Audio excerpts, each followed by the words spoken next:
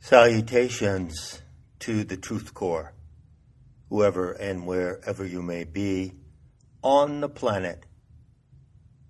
This is yours truthfully, John Lash, once again, with a message coming at you through my YouTube channel. As you can see, I've started a series on the channel, Mythology 101, and I do intend to continue and complete that series. At the same time, I'm uploading what I call more or less random talks. I would probably list them in a playlist at some point. Let's see what I would call it. Oh yes, how about senile ramblings? And what do I intend in these spontaneous and random messages that I'm sending your way? Well, I'm taking the liberty to do something I've not done before. Just sit in the corner of the studio here and tell you what's on my mind from one day to the next, on the far chance that it might be relevant to you. So, the talks coming out in this sequence can be defined as, hold on, 6-syllable word, extemporaneous. And I don't know at any moment what's coming next, but what's coming right now is a few words on sexual enlightenment. Obviously, a huge topic and quite a troubling one. I'll try to keep my initial message under half an hour or 20 minutes or so, if possible. First of all, let me say that sexual enlightenment is exactly what we don't have in our society in the 21st century, obviously. And you could say that we in the Western world have perhaps never had it, and it's something we hugely need for the sanity of the species. So this talk will be in two parts. First of all, I'm going to give you an idealistic projection of what sexual enlightenment looks like. And then I'll go into the more gruesome particulars of the time we live in and the sexual wasteland we face today. There is a tradition that has existed all around the world, in every culture of the world, among indigenous peoples. And that is the tradition of what a mythologist or anthropologist or ethnologist calls rites of passage. So were we living in a sane world where communities of people looked after their progeny in the correct way, there would be rites of passage. And these would be of several kinds. One of them, of course, would be the rites of passage of puberty. And I'm going to tell you now what that would look like. What I'm going to say, you could consider as purely idealistic. You might even dismiss it as a fantasy of mine. But I'll leave you to decide for yourself the validity of this scenario. Ideally, the rites of passage of puberty would look like this. In the first place, young girls would initiate each other. And in the second place, young men would be initiated by older women. So I'm talking here about rites of sexual initiation.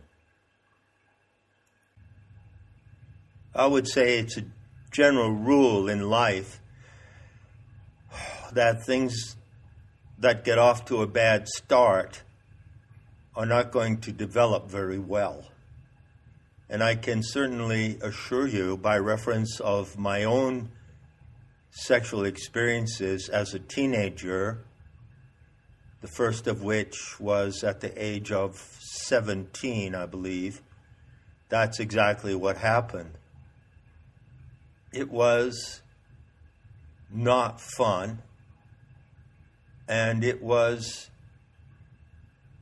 an experience that I really needed, but in the way it came to me, I didn't need it in that way. So I suffered from the lack of guidance. I suffered as a teenager from the lack of sexual enlightenment. Now, looking closely at these two cases, young men and young women who come into puberty and the hormones kick in. And one thing you need to know about the hormones and adolescent sexuality is that it is a wild, uncontrollable, demonic force. I use the word demonic, D-A-E-M-O-N-I-C. I use that word to distinguish, of course, from the word demonic, which is a corrupted and misleading term. A daemon is actually a spirit or power that fills someone with a force greater than they can personally contain. So you see someone who plays music and sings and does it well with passion is possessed by a demonic force. All teenagers are possessed by the demonic force of sexuality, by the hormonal rush. In considering these two cases, let's take the case of the young boys first. A young boy, when he comes into the need to experience sex, and I'm talking about heterosexual sex and only that, needs to be guided, and he needs to have the opportunity from the very first instance to be shown what to do. And who's going to show him that? Well, in my utopian vision, if you want to call it that, it would be an older woman. And she, of course, would have to have the qualifications to be a guide and teacher of sexual enlightenment to a young boy. So it goes without saying that that woman would have to be sane, clean, honest, and confident in her own sexuality.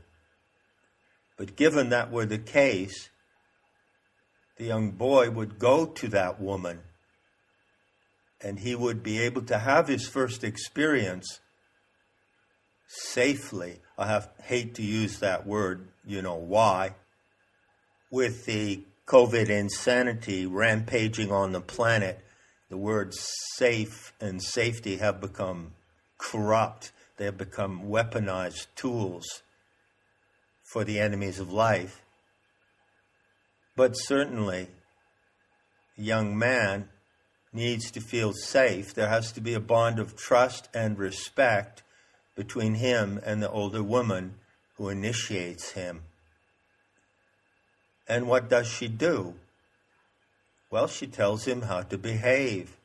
She teaches him what I call, and I find this to be a delightful term, sexual manners. You know, manners are important in life. Table manners, manners in a social setting, manners at school.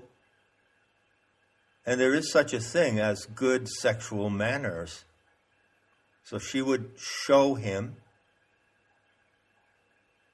how the woman's body is designed, what the woman likes, and she would show him and guide him in how to please a woman and please himself at the same time.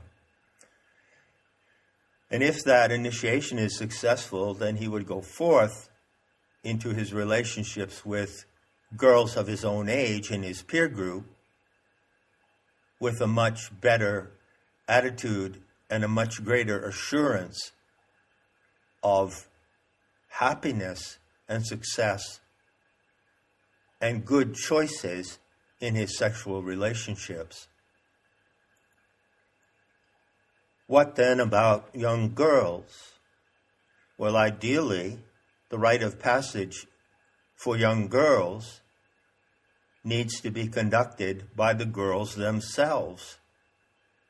So in this scenario, I'm proposing young girls would get together in their teens, and they would, first of all, look at each other's bodies, and they would discuss what they feel, their erogenous zones. They would talk about how they feel about their bodies. They would talk about shame. They would talk about shamelessness. They would talk about what they want from their bodies. They would learn to trust their own bodies in the way that the young boy learns to trust his body through the initiation of the older woman, but they would do it among themselves. There actually does exist in ancient culture, at least one that I know of, and I'm sure it was more than one, an example or precedent for this kind of initiation among girls. It so happens that in ancient Greek culture, young women would initiate themselves in groups, and one of the key events, the key action in this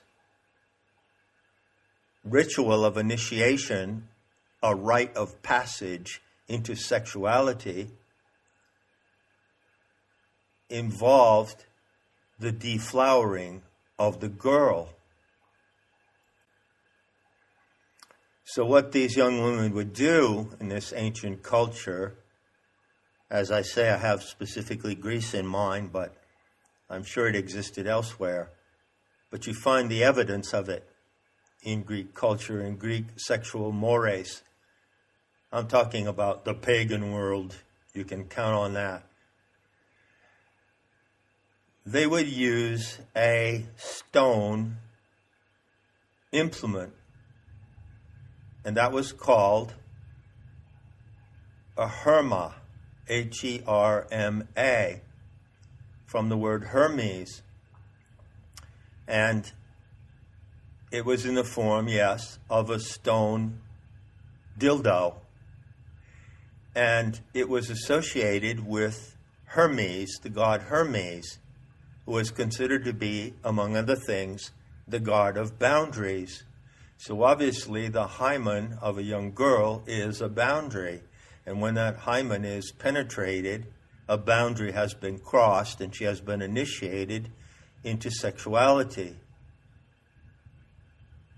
It would be a good practice today, in the interest of sexual enlightenment, if young girls performed this initiation together in a trusted band, and if they did it themselves. In fact, I would say it's imperative that they do it themselves. The word hermetic comes from the Greek Hermes, the name of that god. So what is hermetically sealed?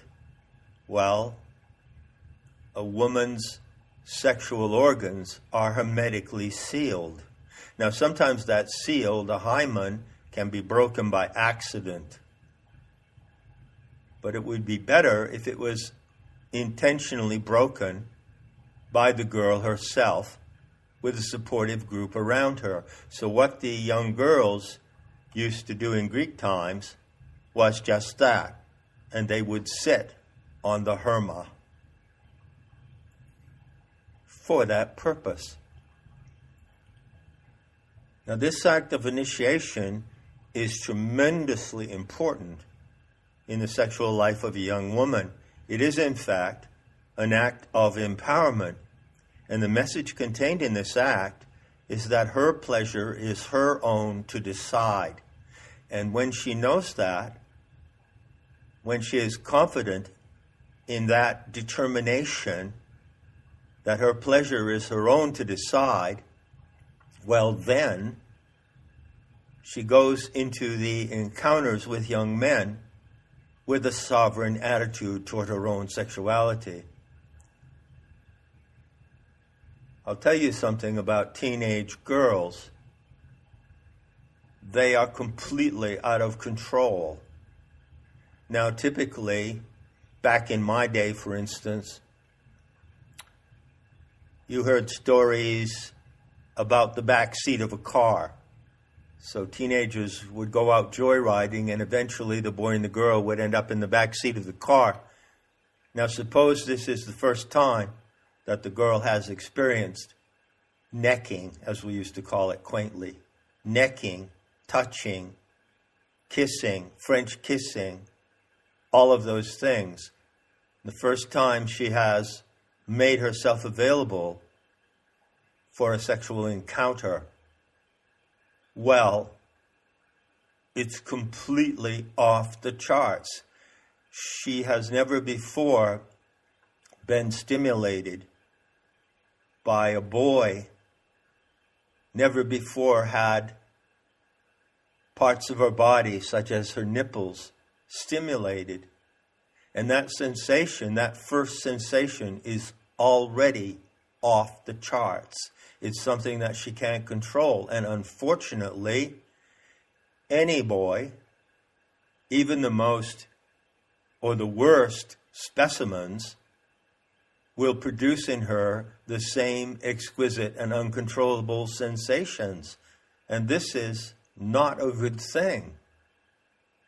So in the group initiation of young girls, without going to lesbianism, because it has nothing to do with that, they would learn the erogenous zones of their own body, and they would stimulate each other or stimulate themselves so that they became confident with the overpowering sensations that arise in a sexual encounter.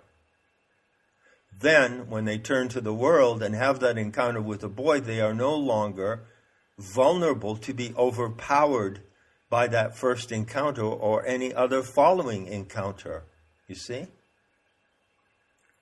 Now, I could say quite a bit more about my particularly idiosyncratic scenario of sexual initiations, but I'll let that go for now and move on to the present moment. Anybody who looks at the sexual wasteland today must look at it with a certain despair. I can guarantee you that whatever age you are, from 17 to 70, it's really, really difficult to find any kind of compatible and secure, trustworthy, and respectful sexual encounter. And that is not your fault, and it's not my fault. It happens to be the fault of those in our midst who want to see the true innocence and ingenuous sexuality of the Rome, the races, who want to see it degraded and degenerated. And those are the agents who are behind pornography, which, by the way, is another subject closely related to this one, of course. One thing you can say about pornography, however, is that there's a lot of pornography, and most of it is vile and disgusting. I could describe it as, at best, beautiful actions, beautiful and natural actions portrayed in an ugly way. But it's not entirely the case. You know, there are some rare clips of pornography, and this includes amateur porn, which simply show the natural act of sexual congress between male and female, and they show it in a respectful and loving way. What young people really need is sexography, not pornography. They need to be shown how to perform the sexual act. It's good for them to know the variations of it, but it's not good for them to learn those variations from porn. Bear with me. I'm rushing ahead here to complete this talk in under 30 minutes. So let me get to the main points of, what shall I say, advice. And you might wonder, on what authority I could give anyone advice on sexuality. Well, I won't go into the gruesome details or the inventory, but I will say this. I'm a veteran of the generation of the 60s, and there were two leading motifs of my generation. One was the psychedelic movement, and the other was the sexual revolution. So let me tell you, and I assure you, you're not going to hear this from anybody else in the world. The pure truth of what the sexual revolution was about, apart from all of the corruption around it. Basically, as a teenager, I just wanted two things. The expression free love, which was current at that time, meant two things to me, for what it's worth, to me as an individual. It may have meant promiscuity and orgies to other people of my generation. I don't know. I guess it did to some. I never went into that sandbox. So what did free love mean to me in my late teens and my early 20s? It meant, quite simply, the experience of sexuality didn't mean love. It meant the experience of sexuality that was free of two conditions. One condition was it was free of the risk of conception. In other words, I wanted the opportunity to have sexual encounters without the threat of conception, which would then be a binding situation that would impact my entire life. Second, I wanted to be free to experiment with more than one partner. Do not equate that with promiscuity. I was never promiscuous, but I was polyamorous. You see, one of the problems with sexuality today is that it tends to be interpreted between two extremes. One is monogamy, and the other is promiscuity. But did you ever hear anyone talk about polyamory? Polyamory is a careful selection of a limited number of sexual partners. So I wanted to be polyamorous because I wanted to play around and find out what I actually liked and who suited me, the girl that suited me, the girl that I could suit and match and please. Polyamory is the natural hunger of the human animal. Now, it's true, there are some cases in life, and I have seen them, where monogamy works, but they are extremely rare. So, polyamory is a criterion for sexual enlightenment. To be genuinely and wisely polyamorous, you have to have the ability to select, to be discriminating and discerning in your sexual partners. So that standard brings me to the final 2 points that I want to make in this short talk. First of all, it's my pleasure to inform you that sexual intercourse is an intimate act, but it is not a binding act. It may lead to bonding, and it may not, but in its essential nature, it is not a binding act. So no one is obligated to bind or bond with someone else simply due to the act of sexual intercourse. And when you know that it is an intimate act, but not an intimate bond, then you know something really, really important. And on the basis of that knowledge, you can learn how to handle it appropriately. You can learn how to handle sexual encounters appropriately. Final point I want to make is that everyone who takes this subject seriously needs to read the manual. And what's the manual? Well, I haven't written my version of the manual yet. So in the meantime, I refer you to a book by Wilhelm Reich called The Function of the Orgasm. That's the manual. And something that Reich said, which he uniquely said,